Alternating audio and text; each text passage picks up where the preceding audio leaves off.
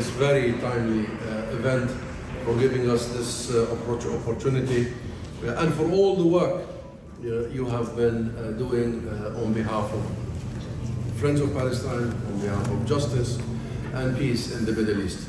Also, I am very honored to share this panel today with my two distinguished friends, Chris Doyle of Cabo and Tayyib Ali of the ICGP, two institutions and organizations that have been a bedrock for supporting Palestine. However, Cabo did exist many decades now, and the new institutions that are actually focusing on the legal track, which matters the most given the situation nowadays. And may I start, Anne-Marie, by a big fat congratulations for the Liberal Democrats for that very historic showing in the last general elections with 72 members of parliament. This is a party that can have significant influence on government policies, and not least, we hope, on foreign policy and on Palestine.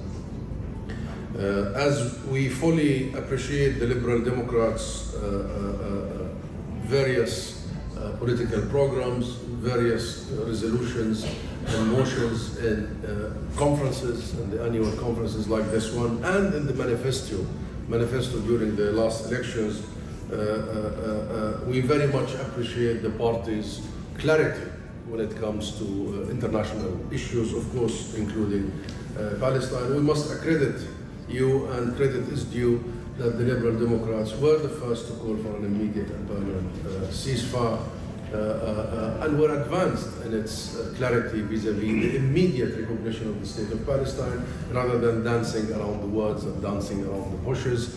And you were absolutely the first, and remain to be the only to be calling for a ban on all the illegal settlement products.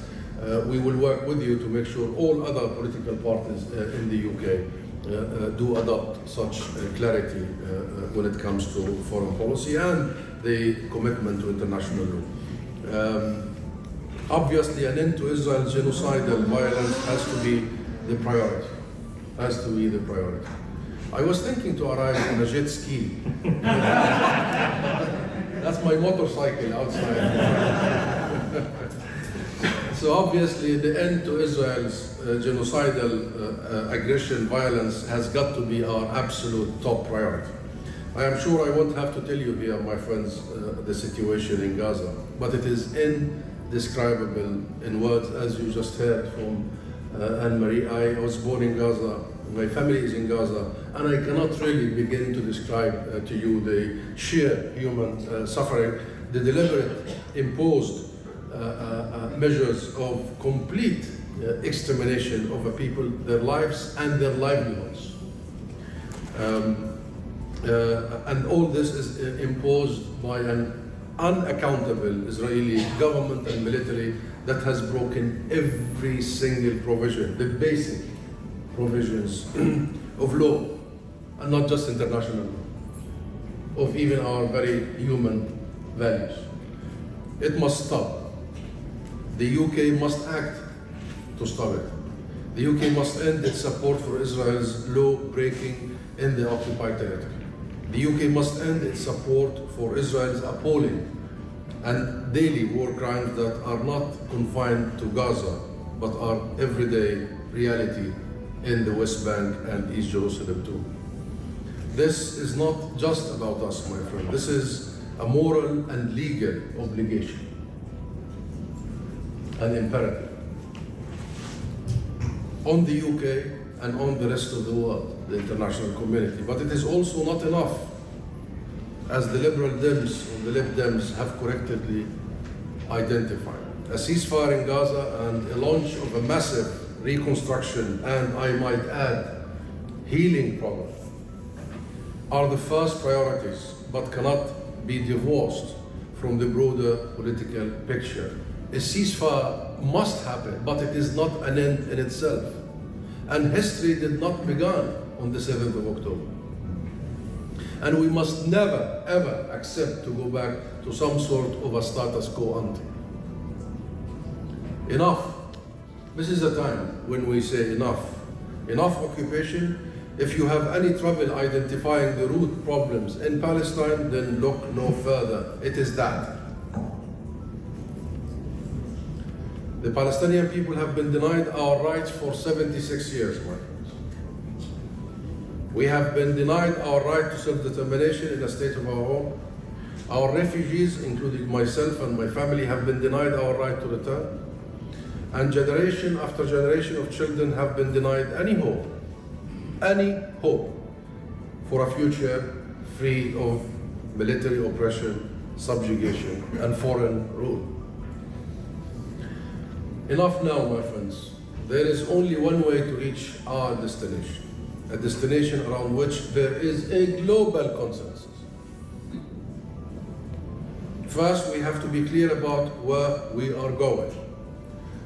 For this reason alone, the immediate recognition of the State of Palestine will represent a giant step forward for everyone concerned. The immediate recognition of the State of Palestine. Everyone claims to want to get there. Everyone. Because everyone claims to espouse the two-state solution. The UK must do more than merely talk. There has been enough of talk for a long time. Make it a legal reality. We need to make this vision of peace a legal reality. And I'm sitting next to my lawyers. Scary. Try to be. A legal reality. Recognition will immediately level the legal and diplomatic playing fields. It will no longer be Israel and Palestinians for all these years. Israel and Palestinians. So Palestinians are just a group of individuals. It will become, once the UK and other Western nations, countries recognize the State of Palestine, it will become Israel and Palestine as it should. Therefore, clarity is there. We are not discussing the fundamentals. We are discussing the modalities, but not the fundamentals. Recognition will also do something intangible but invaluable. It will engender hope. Hope. It will engender hope among the Palestinian people appalled that the international system has failed them at a time of genocide. Appalled that Israel's allies, including the UK, have not only failed to rein in, but have continued to materially support Israel's blatant transgressions of international law and outrageous war crimes.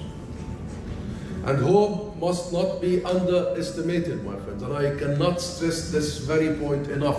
Hope cannot be underestimated. Despair cannot be underestimated on the other side of the coin. In fact, hope is a prerequisite for a just and lasting peace.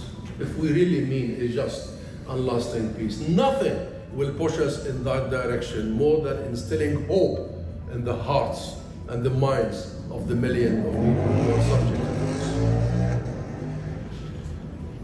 And we have to believe it is possible, not just say it every press conference. We have to believe in our hearts that peace is possible, that justice is possible, that the equal application of international law is possible. And belief is in itself hope. Once you believe in it, you do radiate hope to others. And every government that doesn't do some of these steps I'm listing does not believe in what they say, is not interested in giving a different course of direction. It's a lip service that has gone on for decades. The UK, of course, also has a historic responsibility here. It does. It was the British Empire that started this entire issue in the first place, giving away our land without even consulting us. It is the UK that needs to own this responsibility. This is not about guilt or blame, it's about responsibility. It's about leadership and statesmanship. and act to rectify that injustice that was inflicted on the Palestinian people in 1970. And finally, and perhaps most importantly, this is not about granting or gifting the Palestinian people. Nobody is giving us a gift by recognizing our right to self-determination. This is not a gift. It's not a favor. It's not a reward. It is an inalienable right that is long overdue. Long overdue. Our right to self-determination, my friends, is not up for conversation and discussion. And every day that you are delaying is a day that you are actually not fulfilling a birthright of a nation on its land. And this is about the UK and every other country, not just the UK, in the world, living up to its moral and legal responsibilities under international law. And international law requires the recognition of people's right to self-determination. It is clear, absolutely abundantly clear, that not only is Israel's occupation illegal, and I'm sure you will hear from our friends now about the ICJ ruling and how the international system is absolutely clear now about the legal situation in Palestine. Not only vis-a-vis the military occupation, but vis-a-vis the colonial settlements for 6 decades now. And the issue is, Israel has done this with absolute impunity over all these decades. The gross violation of international law and the gross abdication of duty by the international community. Complete abdication. In particular by Israel's allies here in Europe and in the US. The International Court of Justice has been clear, very clear, about the unlawfulness of Israel's continued military occupation, about the unlawfulness of the colonial settlement expansion, and about third-party role. That all third parties, all countries must cease to provide any material, political or legal support to Israel's unlawful policies. It is a duty now, an obligation, a commitment. Otherwise, all those who continue to extend such support are complicit.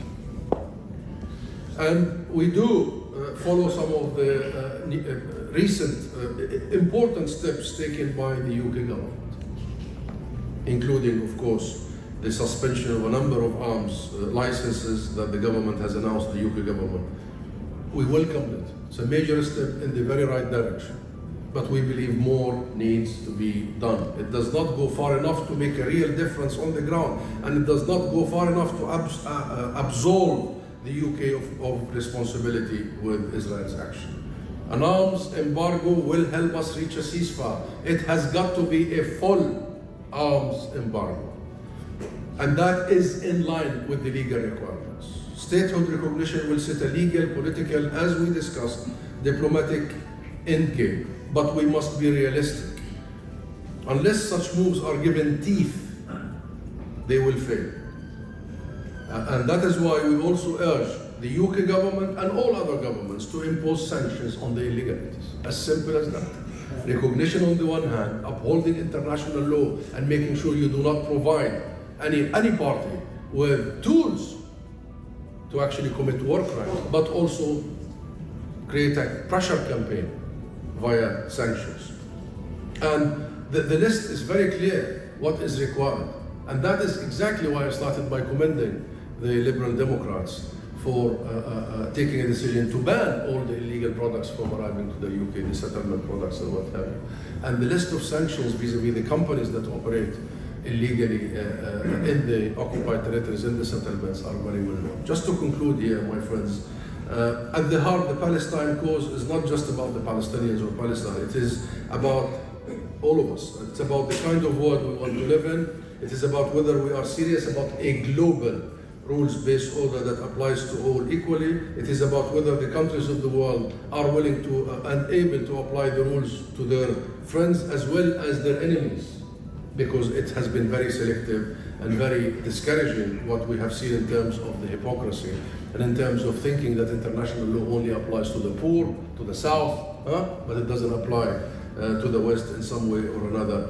We have to end this culture of impunity and exceptions, and we must proceed to actually make sure that we bring life back to the international rules-based order, to the structures we built. And I believe Liberal Democrats can play a decisive, important role here in the UK and globally. So thank you.